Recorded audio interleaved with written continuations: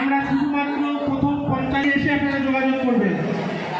বিজয় প্রভুর সঙ্গে আপনারা যোগাযোগ করবেন। মঠে এসে নিউরোথেরাপির জন্য বিজয় প্রভুর কাছে নাম লেখাবেন। হরে কৃষ্ণ। নিউরোথেরাপির জন্য আপনারা বিজয় প্রভুর কাছে নাম লেখাবেন। প্রথম 50 জনকেই সুযোগ দেওয়া হবে। হরে কৃষ্ণ।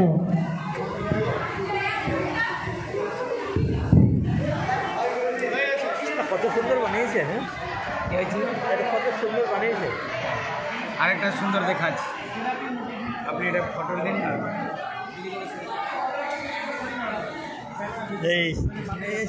এইরকম রাখুন।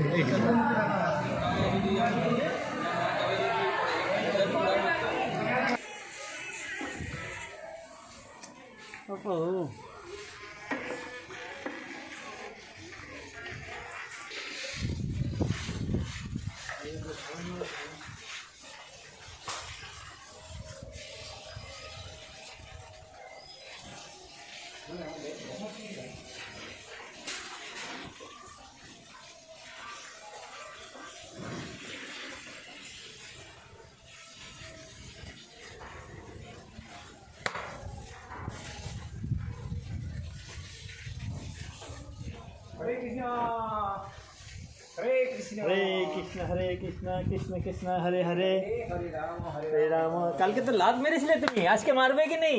এই কালকে লাত মেরেছিলে জোরে, আজকে মারবে কি নেই? কিচ্ছু করবে না। এ মারে নেই, ও এ মারে মাঝে মাঝে ছট করে। রাধে রাধে জপা করো। হরে কৃষ্ণ। জয় শ্রী কৃষ্ণ। জয় রাধে জয় রাধে जय श्री कृष्ण। जय राधे जय राधे जय राधे जय राधे जय राधे।